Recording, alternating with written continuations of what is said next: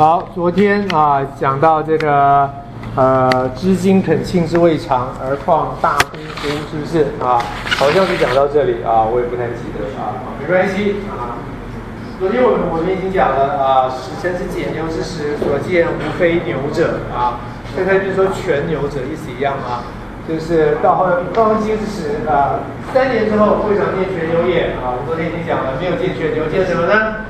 方今之时，曾以神谕而不以目视完全凭着这个精神来带领观之者而生于行依乎天理所谓依乎天理，就是顺着自然该有的道理依乎天理其实我们做任何事情，是不是任何事情都有它所谓的天理？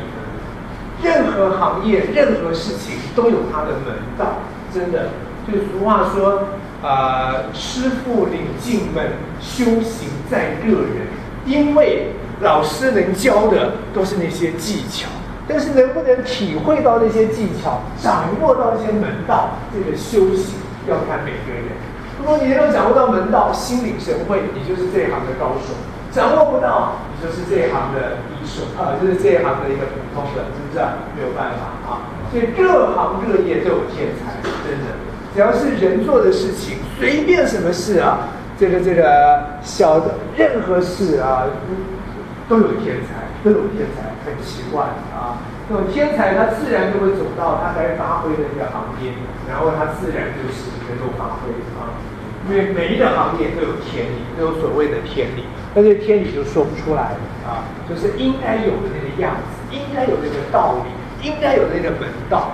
隔行如隔山，所隔的就在这个天理这个天理部分是从你书上读不到的也就是老师也没有办法教学生的师傅没有办法教教这个徒弟的，徒弟能体会就能体会，不能体会你怎么教也没用像这种东西呢，就是各行各业的天理各行各业都有所以有些人一旦掌握这个天理，或者他有这方面天才，他对这个行业的表现一定非常突出，是不是所以很多东西求解你怎么知道用这个方法可以解决这个问题？我就是知道，我也不知道我不知道我怎么知道，但我就是知道，这叫什么？直觉，心领神会，就是什么？依乎天理当然，你要能够发现你所从事这个工作的天理，前面一定要经过一个训练的过程，是不是这3年至少3年，是不是慢慢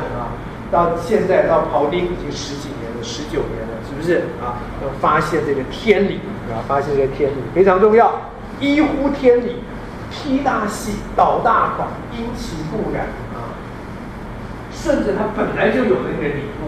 我们讲到这个关节开合因为掌握到某的时候关节会开，某的时候关节会合，是不是都有它的空隙这样子，所以顺着那个去走刀子去走知今肯庆之未尝，这个技术的技在这里要念知知今肯庆这里有解释或者解开一下大约就是什么呢？就是一些肢体OK这个支脉这个经脉经就是什么经脉经络聚集的地方肯附在骨上的肉，那就是什么？那就是软骨或者是韧带庆骨肉连接的地方连接的很紧的地方应该就是韧带就是说切中肯庆就很深入这个核心深入这个重点切中肯庆，知今肯庆之未尝，都没有碰到而况大姑夫，何况怎么会去碰那些大骨头呢？怎么会跟那些骨头去乱砍乱碰呢所以接下来的庖丁很得意，他说什么呢？他说良庖岁根刀割也，足庖月根刀折也，精诚之刀19年矣，所解数千牛矣，而高刃若新发于心，好像刚刚从磨刀石磨出来的一样利什么意思？良庖岁根刀割也，好的厨子好的厨子大约1年换一把刀，1年已经很久啦，1年才换一把刀，很厉害啦。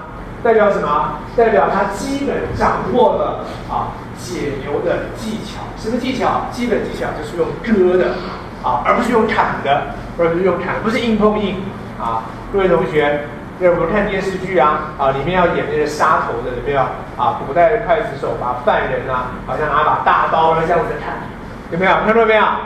告诉各位，这都是假的。古代刽子手绝对不是用砍头，绝对不是用刀去砍。用刀去砍头是砍不断的，为什么？因为你刀刃跟它硬碰硬。他们绝对不是用砍，他是用什么？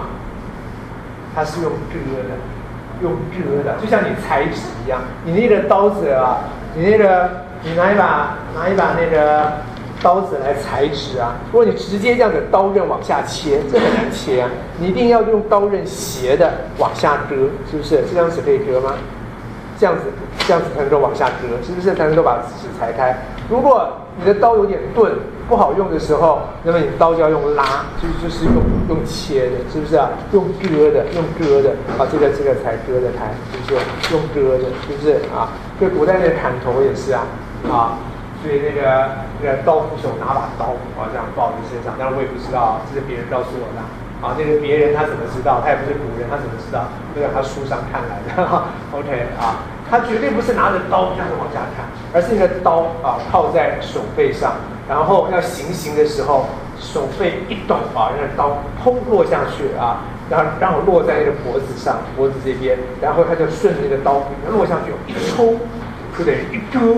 把头切开，是不是据说这个有经验的刀斧手呢，在行刑之前会拍下那个受刑人的那个肩膀，因为受刑人通常之前很害怕，要死在那边很害怕，拍一下肩膀，他就会紧张，他缩，据说一缩就看得到他的骨节在什么地方，他的刀咔就落在那个地方，一割，是不是那些家属呢就会贿赂那个刽子手，干嘛呢？因为中国人讲究一个全尸。所以虽然死了以后呢，还要把头再缝回去，再缝回去有一个全尸那如果你把头全部割断的话呢，那个皮会翻卷起来，会碎，会翻卷起来，要不就缝。你要再拉的时候就拉不回去，接不回去了，就很难缝。所以他就不要全部割断最后还留一层皮那个皮跟就身体还最后还有一小部分是相连的。那叫贿赂刽子手这刽子手以他很好的技术整个脖子都砍断，但最后留一层皮再把它缝回去，OK， 这是书里面写的OK， 一直到清朝末年到民国初年还有刽子手兴起，是不是所以我刚刚说每个行业都有它的这种技术但是现在当然就失传了OK， 好了对，凉袍、碎根刀、割也。掌握基本的技巧，用割的而绝对不是用砍的甚至于用切的都不如用割的，是不是假如各位到菜场去买菜这个你看那个卖肉的切肉这刀子很利，切得很快。如果我在家里切肉怎么没有这么快？你仔细看，它都是用割的，它就划这样划一下，是不是而且它的刀常常是那种半月形，半月形是增加刀刃的长度。而且用割的，是不是就一片肉快就割下来你在家里用切的就刀就很不利了，是不是好，掌握基本技巧，凉袍、碎根刀、割也竹袍就是插进的袍子一般的没有入门道的这个呢，他那个掌握不到这个基本的技巧，就是用砍的所以他刀很快就钝1个月就要换一把刀。竹袍、月根刀、折也，折的意思就是用砍，是不是就不行这个太差劲了而我呢，今天我这把刀呢，京城之道19年矣，我已经用了19年了。而刀刃呢，若新发于心，而刀刃呢，好像才怎么样，刚刚从磨刀石上磨出来的一样锋利。是一点损伤都没有，是不是京城之道19年矣，所解数千牛矣，而刀刃若新发于心各位同学，19年有几天365天，3650天接近6000天左右所解数千牛。所以我们讲这个庖丁大概平均3天杀一头牛，啊，这古代一些贵族还蛮爱吃牛的啊，吃牛吃的很频繁啊 ，OK 啊，所解数千牛啊 ，OK， 这里面有什么好注意的呢？啊，第一个，各位同学，19年都做同一件事，你会不会不耐烦？19年都做同一个工作，你会不会不耐烦？什么工作是可以一直做到19年的？各位说说看。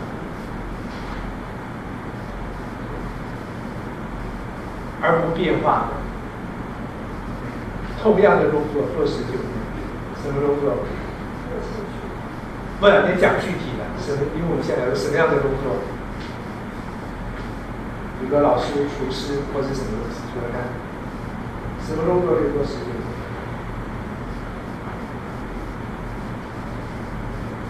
什么工作可以做19年？想得到吗？计程车司机可以吗？啊，计程车司机可以干19年啊，司机啊，可是他每天开的路线会不一样，对不对啊？开计程车和开公共汽车，哪一个工作比较烦人？啊，哪一个薪水高？据说公车司机薪水比较高，公车司机薪水比较高。计程车司机看你会赚不会赚嘛，每个人收入不太一样。为什么？因为公车那个路线固定，每天开同样的路线，这是很烦人的一件事情。所以你不要怪那个公车司机脾气不好，每天做同样的事情，走同样的路，真的是，所以过一阵比较掉，要换路线，是这样，要不然真的会腻啊，脾气真的会不好。要想办法找乐子啊，在车上唱歌，或者报站名，或者是干嘛，是不是？计程车好一点，因为计程车每天路线不同，上下乘客也不同。是不是啊？否则每天重复工作真的烦死。因为我们一般工作都会升等嘛，也会调整嘛，对不对啊？小科员啊，做组长，做主任，做经理，一定会变嘛啊！不都不变，像老师工作有没有变？会不会变？啊，看你老师工作教的内容也会变嘛？或19年都教一样的教材，开什么玩笑？是不是啊？就算19年都教一样的教材，比如说庄子啊，一讲19年。是啊，然后我们再说，他为什么可以像这个庖丁解牛一样，一下解释就这样。像我啊，这个我真的很佩服一些国中中学老师啊，比如说什么历史老师、公民老师，要一班啊，一个礼拜才2节课，所以那个老师一班讲2节课，所以他要教几班？通常教个8、9班，教个10班。哇，一个礼拜同样的内容要重复10遍，我觉得这是太伟大了，要我都是受不了啊！我教4个班，好，我教4个班用3个课，就教不同的内容，全部教一样的，我觉得啊，话说3遍淡如水的，要重复讲，实在是不容易啊。有时候就会觉得越讲越不好啊。那像你们班和隔壁班啊，和那个琴班啊，是用同一个课程啊，这样子。不过在你们2班讲的也不太一样啊，多半在你们班讲的比较好，在琴班讲的比较好。OK 啊，就随便讲一讲。OK。所以同一个工作做19年啊，一本庄子啊，每年讲19年都不厌，怎么可能？啊，只有一个可能，那就是说它不是一个技术性的工作，而是一个创造性的工作。也就是说，它是一个艺术表演，所以每一次都有新的精神，外表看起来是一样的，啊，课本看起来是一样的，但是每一次讲都有新的精神的投入。都是全心投入，所以它是一种什么？是一种艺术表演，而不是技术的重复。假如只有技术的话，久了就腻了，真的受不了啊！所以照本宣科，那真是老师都不想讲了，是不是啊？所以那个老师讲课会有趣，那是因为同学不一样，那同学给老师有不同的反应，会带出老师不同的讲法啊，才会有兴趣啊。我的同学都没有反应，我的老师对着摄影机重复讲啊，有时候打开电视看空中教学，我觉得是最无聊的。你们看过没有？什么空中商专、空中大学的上课，我觉得那个老师他又那个教学又不能啊很活泼啊，那些镜头固定的座位都在那边，我觉得上这种课是最无聊的啊。OK， 好吧。所以19年都不腻，代表庖丁，如同他说的啊，臣之所好者道也啊，近乎技艺，绝对不是一种技术啊，而是一种艺术表演。所谓艺术表演，就就是有生命的投入，是不是啊？生命的投入，全生命的投入啊。所以呢，刀刃若新发于心啊，什么意思？什么意思？就是刀刃像刚刚从磨刀石上磨出来一样啊，还非常的锋利啊，非常的新鲜啊。OK 啊，像年轻人一样啊，入社会19年，还像一个新鲜人一样啊，对这个社会充满了什么？充满了兴奋，充满了兴趣，充满了好奇，而没有变成老油条。有没有了不起哦？就刀刃或新发于心，就这个意思，是不是？啊，虽然我已经在社会上混了20年了，可是像刚刚毕业的新鲜人一样，啊，我仍然充满了热情，充满了兴趣，而没有变成老油条。那真了不起！请问如何做得到？或者我们举一个更具体的例子：结婚20年了，看到老婆还像第一天认识一样兴奋。没有人笑，各位同学，是有可能吗？啊，还像刚刚谈恋爱一样兴奋啊，没有觉得老夫老妻甚至无聊。多数人都变成老夫老妻啊，话都不想讲，为什么？就是那一套啊！你一讲我就知道你后面要讲什么，对不对？一开始我就知道你是哪一套又来了，我不想听啊，就这一套，烦死了，是不是啊？为什么结婚20年还像新婚一样甜蜜呢？为什么这个出了社会20年，还像刚刚毕业一样充满了兴趣呢？是有一个可能，就是他自己不断的推陈出新，自己用今天的话来讲，就是所谓的成长；传统的话来讲，就是日新，真的日新又新，有日新又日新，日日新，不断的推陈出新，不断的在变化，不断的在成长。所以，虽然人还是这个人，霍金明还是霍金明，但严格讲起来，他远远不是20年的霍金明。不要说不是20年前的，连去年的都不是。不要说不是去年的，连昨天的都不是。因为他不断 update， 不断 update， 不断更新，所以感情才不会变，才会觉得新鲜。因为不断更新。回过头来讲，一个感情会变，就是因为老掉了。成就了，什么成就了？因为没有新的源头活水，没有新鲜感进来。因为我们彼此的沟通没有讲真心话，有些话不讲，所以那关过不了，就停止，就停止。所以沟通是必须不断的进展，不断地进展到打通任督二脉。啊，完全真心话可以讲的时候，啊，这个时候彼此对对方来讲都是。可以说都是透明的，或者说已经打通了，像个管子，就不断有新鲜的东西灌进来，不断是流通。如果你没有打通，那个地方是堵塞的，所以到这边沟通到这边为止就停止。就没有打通，彻底打通，它是生命上一个管道，它打通了之后就不会停了，它就不断有新鲜的空气、新鲜的经验进来，啊，不断的更新，不断的update。日新又新，所以谈恋爱要彻底打通彼此的生命，让彼此了无隔阂，这很重要。而且一次还不够啊，因为像血管堵塞，通了一小口就会再堵起来，有2次、3次、4次、5次，到最后真的是出入无碍啊，让彼此才可以啊觉得这个非常的这个怎么说啊，都相看两厌。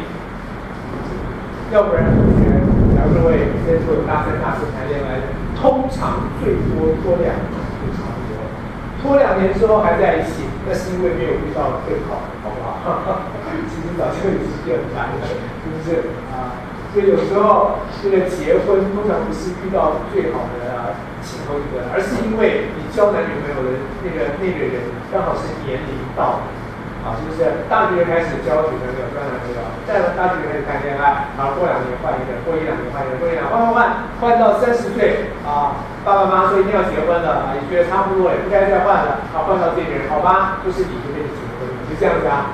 只不过这个时间到了，并不是因为感情特别好 ，OK 啊，结婚下来不能换了啊，不能换了，感情也停滞了，心里面只是想换，是不是啊？最主要是没有打动人，希望啊。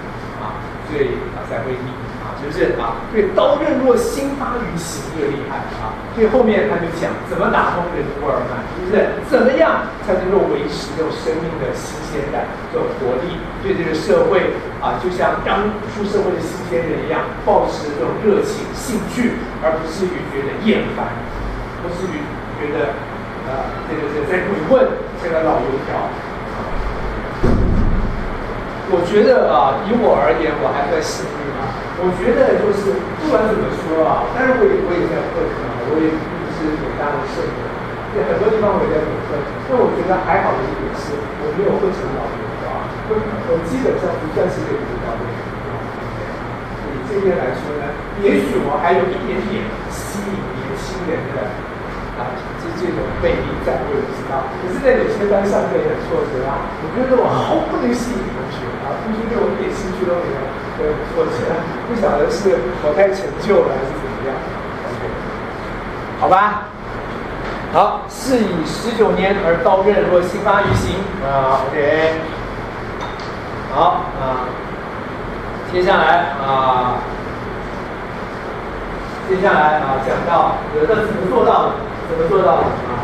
讲到我们这一节这一段最重要的一句话，哪一句呢？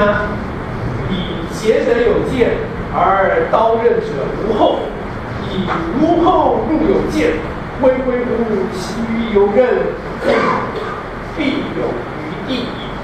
这句话呢，是我们《庖丁解牛》里面最重要的一句话啊，最后一句话。以节者有见，而刀刃者无后啊！以无后入有见，恢恢乎乎，其余游刃，必有余地矣。以节者有见啊，这个弦念作见啊，见人的见，见习的东西。以节者有见什么意思？牛身上它的关节骨节一定有它的空隙，这个我们刚才上礼拜也讲过了啊。这个代表什么？代表我们所生存的环境。天地之大，岂无我容身之处？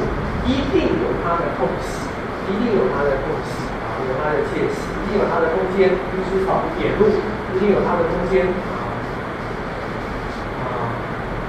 而刀刃者无后，而这把刀刃却薄得像没有厚度一样，无后。各位同学，无后代表什么意思？没有厚度代表什么意思？这里的刀刃当然就象征我们的生命，当然就象征我们的生命啦刀刃无后就很薄，所以在间隙里面才可以游刃有余。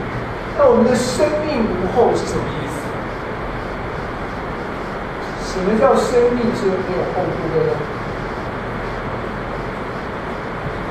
有时候我们说这个人生命很有厚度，很厚实，这是赞美一个人生命不单薄。很有程度水很深这个不是半平素在那边摇晃可是，在道家的角度来说，它的无后指的是什么？当然，这边的后就不再是说这个人生命很有内涵，不是这个意思。那这边的后指的是什么呢？用我们俗话来说，就是这个人真啰嗦，真搞怪。有一大堆什么？一大堆这个各式各样的禁忌，各式各样的原则各种这种一定要这样，一定要那样一定这个很啰嗦，要求很多。对，原来我们人的厚度，所谓生命有厚度，就是我们要求这样也不行，那样也不行。睡觉一定要怎样才睡得着？一定要什么床？一定要盖什么被？吃饭一定要怎样？要吃什么？工作一定要怎样？穿衣一定要怎样？住房一定要怎样？又要嘛嫌太热，要嘛嫌太冷，要求这么多，就是你生命厚，是不是？要求这么多，执着非常的深，一定要这样才可以那样都不行一定要穿什么衣服才可以，否则别的不行。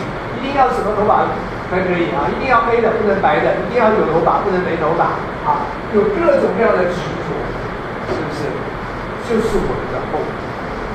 你带着这些要求，带着这些执着，在社会上混，你当然很容易跟别人磕磕碰碰。别人也有别人的要求，别人有别人的执着那当然互相就相撞就碰啊，是不是？如果你没有要求，没有执着，那你就很薄，你就没有功夫很瘦，那你就很灵活，你就不会跟别人碰啊，无可无不可啊，无路而不自得，君子无路而不自得，随便怎么样都可以啊。是不是？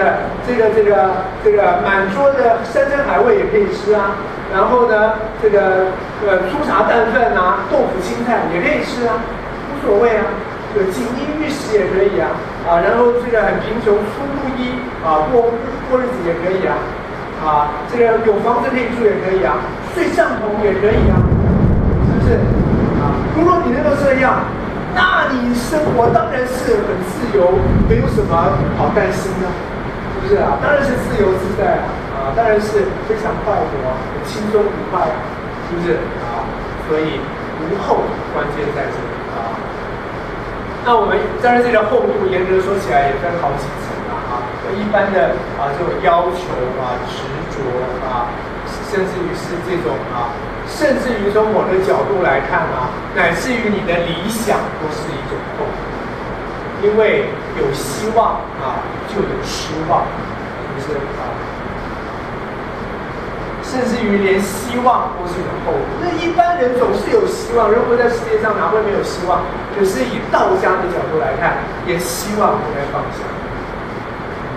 什么叫放下？不是彻底否认说不要有希望，而是说你在有希望的同时，要了解它仅仅是个希望别以为它会变真的。它不会变真的，你还有希望吗？那没关系啊，就是下辈子嘛，下辈子嘛，这个鱼龙移山嘛，这个子又有子，子又有孙嘛，子子孙孙嘛，人类代代无穷矣嘛，文明总会进步嘛，终有一天大同世界会降临嘛，也许要1000年、10000年，那总是有嘛，对，鱼龙移山嘛，一步一步走嘛，是不是但是你别以为在你这辈子就可以做到，就甚至于连希望都是后悔都会让人受伤，都会让人挫折。那有希望就有失望，是不是连爱情也是你就只管去爱就好，你别期望为什么他有什么回报丰收爱你随时做好我的爱情是一无所得的这样的准备，你的爱情就不会受伤，而且很奇怪，反而会有所得，因为每一次所得都是喜出望外，因为我没想到你会对我这么好。对方说：“哎呀，你对我这么好，我当然会对你好。”不会我每次对你好的时候，我都没觉得我对你好我只是都忘掉了，我完全不觉得你该怎么样，我就纯粹就是做我该做的，无后，没有要求，对你没有任何要求。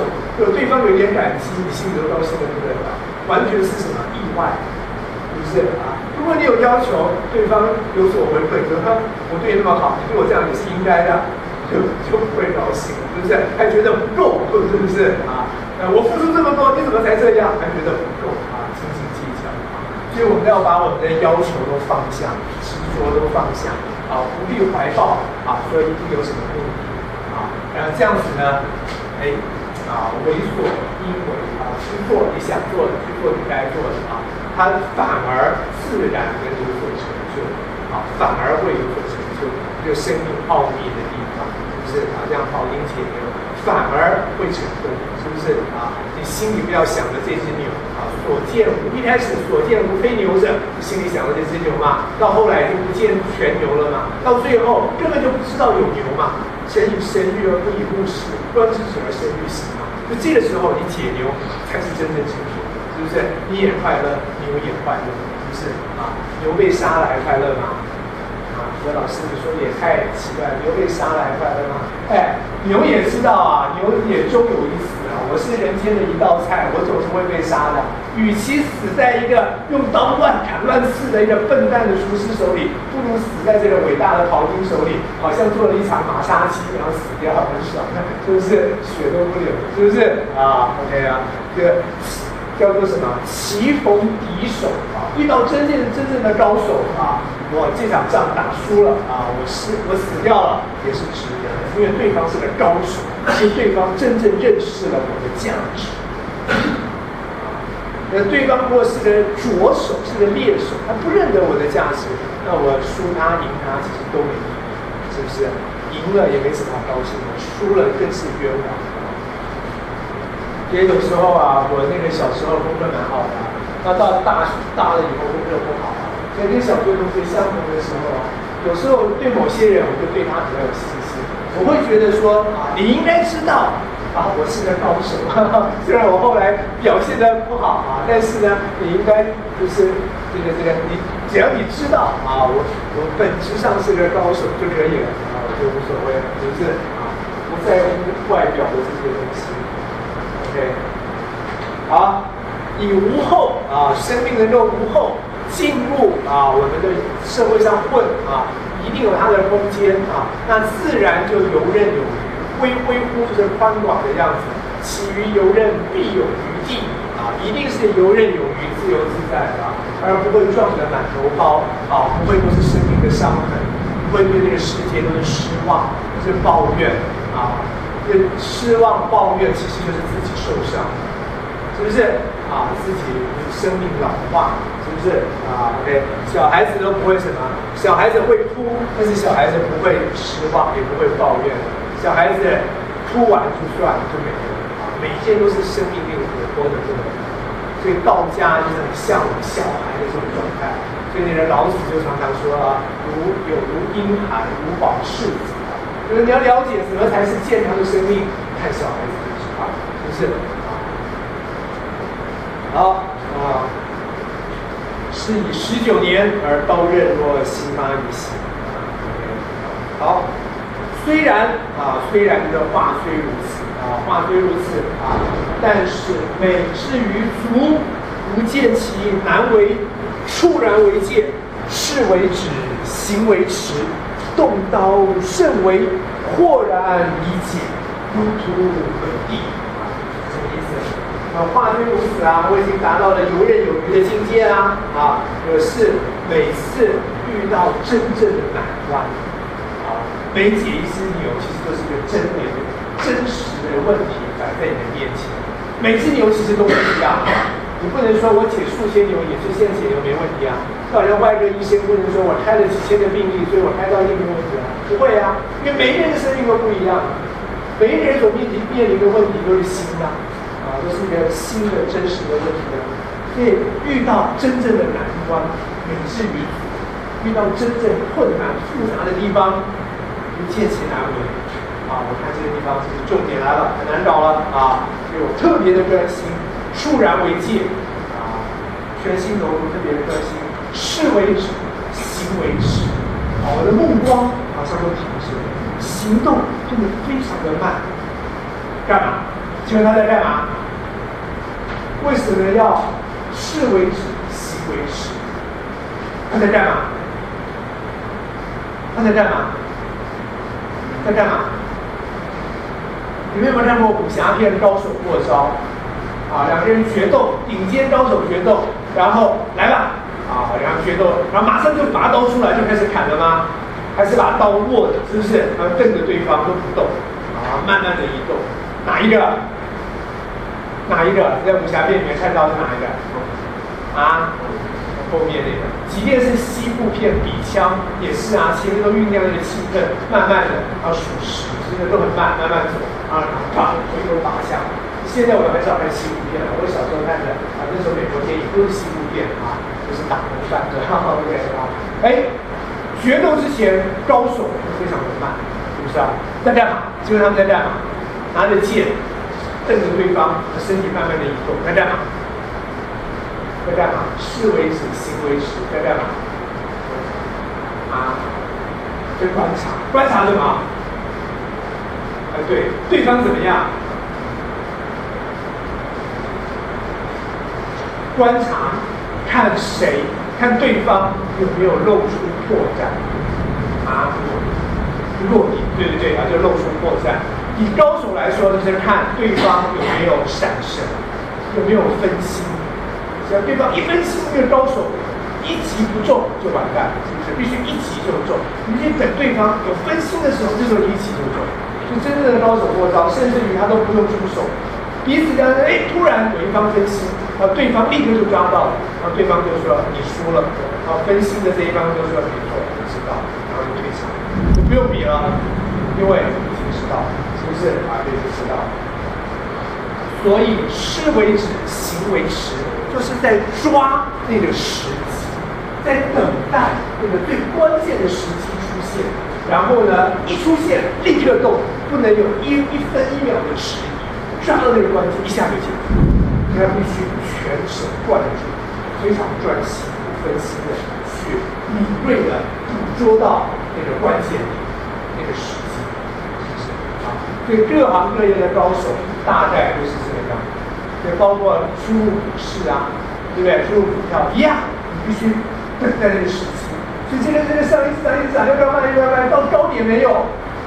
你要卖到最高点啊，到高点没有？哎，等它掉下来，高点就过了。你知道这是高点的高点就过了，对不对？还没到的时候，你怎么知道它到高点呢？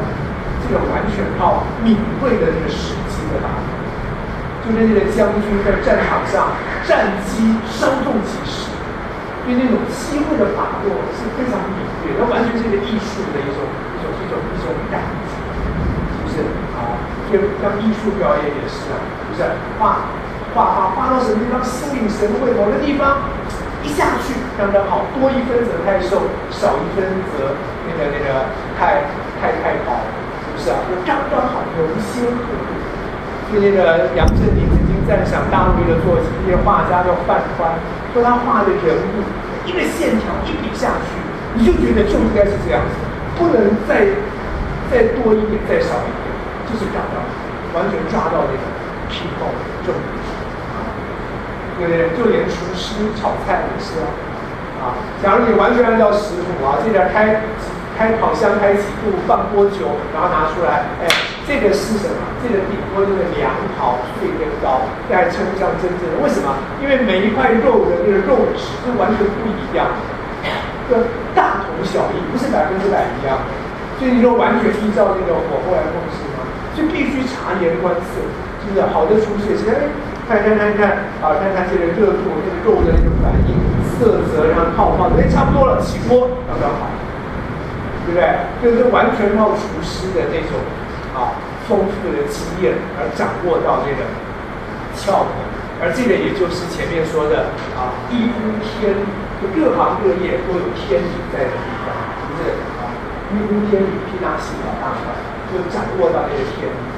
掌握到那个天理他就抓住那个时机才能把问题给解决掉。事为止，行为时。一旦抓到时机，也不需要很费力，动刀胜利，关键点点一下就能解决，是不是？所以这个像各位解数学等等有没有类似的经验？也是不需要讲一大堆那个厉害的老师，他跟同学谈2句，马上知道你的问题出在哪里。然后在某个地方指点一下，就解决。有时候那个心理医生也是就谈话找心理医生咨商谈话这个前面讲，前期讲的也可以说是废话，慢慢堆，讲了1个小时、2个小时、3个小时，慢慢怎么样？关键点都出来，破绽都出来，真正核心点都出来。他不会一开始就你必须很有耐心的人。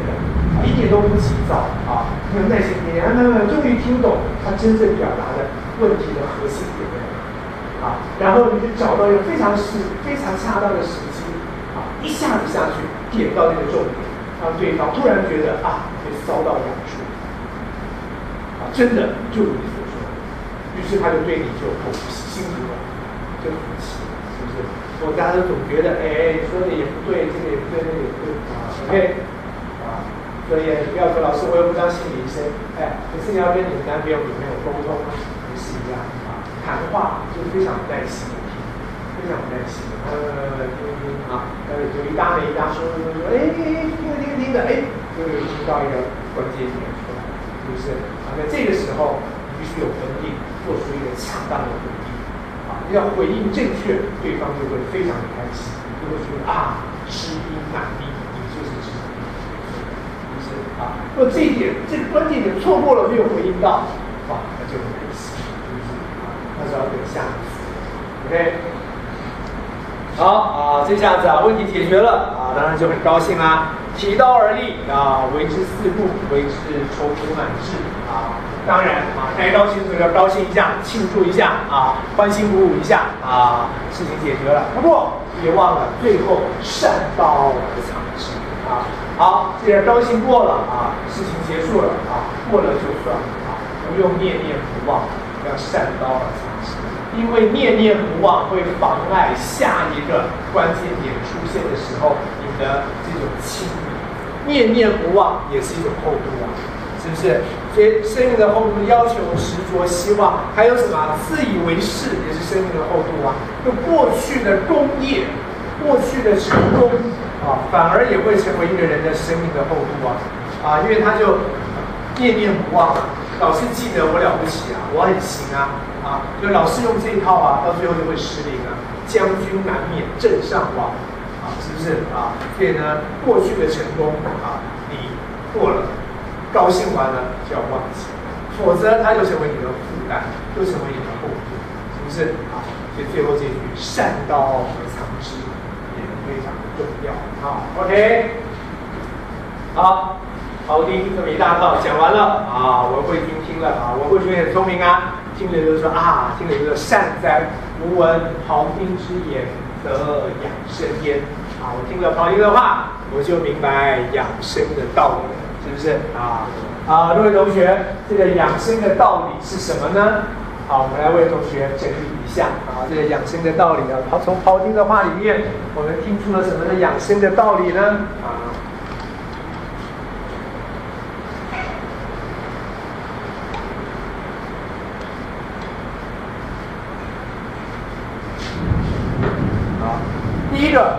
第一个就是说呢，这个我们还是要训练基本的训练还是不可免的所以我们还是要培养人生的一技之长还是要培养人生的一技之长还是要有点专业的训练。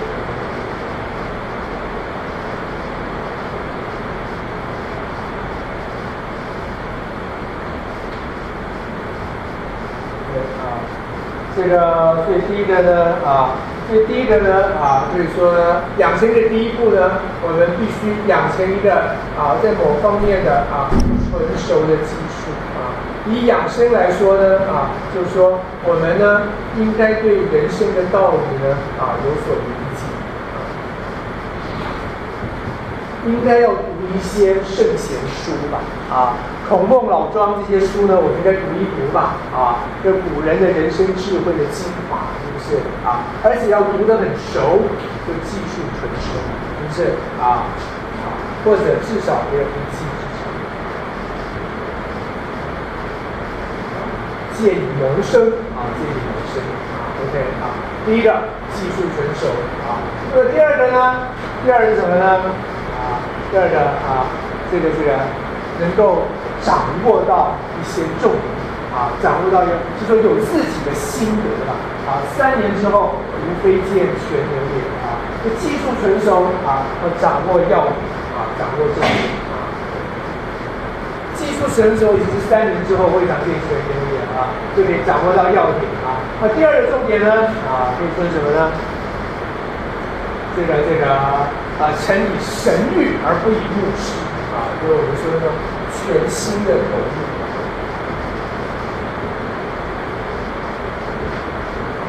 所以我们的生活必须有真心投入，而不是应付的而不是虚应故事太多人呢，生活只是在应付有人把生活分作上班和下班，只有下班才是我的时间，上班只应付老板。但是你抱着应付的态度，对不起，其实你就在虚度你的时间。应付这两个字是不是这样写对吗？是吗？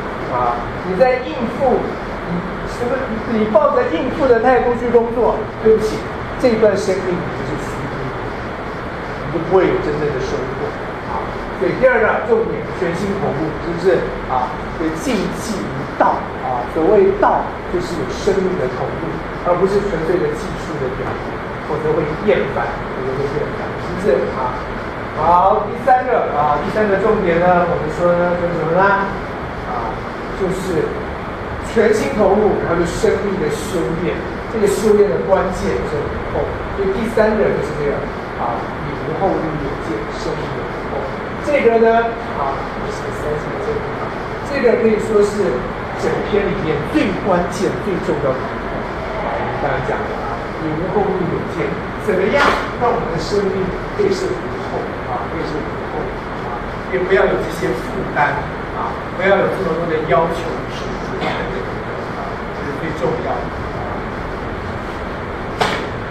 好，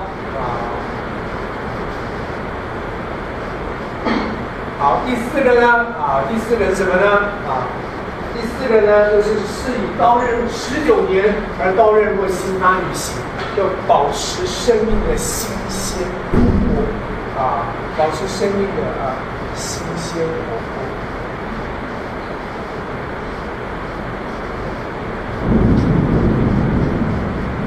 生命不会老去，生命不会老去当然，这个其实其实就是跟从这个关键修养里面导引出来假如你无后，你就不受伤，不受伤，你就不会累积太多的成见所以很多人生命受伤，就说男人就是这样男人就是好色，他不会真的怎样要不然老师就是骗人的社会就是黑暗的，哎呀都是假的，什么什么的，有了很多的这种感慨，其实就是一种成见。这种成见就累积在你生命里面，使你生命无法灵活，无法新鲜活泼，是不是就是由第3的这个无后的修养导引出来的第4个重点就是生命的新鲜活泼，没有负担，没有负担像婴孩一样，像婴儿一样。所以过去的能够消化最好，不能够消化你就把它忘了，是不是不要成为你生命的负担。所以在这边我们可以引入一句孟子的话，说的非常好。什么话呢？孟子说我们的生命经验怎么样呢？所过者化，所存者生过去的我们要把它化掉别让它累积在那里堵塞你。所过者化如果有存下来的呢那你要变得非常的神妙莫测，而不是什么？而不是死板的具体的，而不是死板的，是不是？所过者化，所存者生。所以孟子也会说：“大仁者不失其赤子之心。”在这边呢，儒家、道家见解非常的相似，是不是？保持生命的活泼好，最后呢？什么呢？最后就是虽然美之于足，无见其难为这个什么意思呢？我们刚刚讲的最后就是很专心的什么呢？待机而动等待时机，是不是等待时机，待机而动很敏感的抓到恰当的时机，把你的本领发挥出来，是不是敏锐的等待恰当的时机不用急躁，是不是不用急躁这个好，到最后呢善高傲而藏之，是不是就是这个所过者化，是不是所过者化就是等待这个己过己化事情过了就可以怎么样？就可以忘掉了就可以至少是化掉了掌握其神髓整个事情呢，你就不用不用这个整天的念来念去就可以忘掉了，是不是可以大概可以整理出这6个重点，是不是庖丁听到不是文慧君听到庖丁的这个话就得到了养生之道。我们要整理一下，大概是这样子OK。那说穿了，到最后呢，就是让我们的生命呢怎么样，既有本领又不失新鲜活泼既有本领就前面的训练让我们有技术有本领，已经跟小孩子不一样了。可是后面的训练让我们又恢复到跟小孩子一样新鲜活泼没有成见没有负担，是不是？所以既有本领又不失新鲜活泼，然后再加上一点聪明敏锐，不要说聪明，敏锐等待恰当的时机，遇到问题都不要急躁，要等待恰当的时机人生不可能没有问题，也就是说，不可能没有挫折，不可能没有挑战啊。面对这些挑战啊，我们都不用急啊，就等待恰当的时机去出手解决就可以了，不用跟他硬碰硬啊，不用跟他硬冲啊，不用跟他对撞啊，这样子啊。简单说，要有本领啊，要恢复到像小孩子一样的活泼啊，就是刀刃者无后，是不是啊？然后呢，解决问题的关键在于抓住敏锐的抓住这个时机啊。最后这一切说过了就算了啊，不要死板板的记住。所以以庄子来说，他一定最反对考试。如果考试老师出一题，什么是养生主的养生之道啊？写出来，庄子来看答就是写出来的就不算，因为你没有说过其话，你应该听完课以后就忘掉才是对的。考试还能够把它背出来，表示你错了。OK 啊，所以庄子很奇怪，考高分代表你不懂。OK 讲得好笑吗？OK 好吧那这一课呢我们就到这边，就差不多讲完了啊。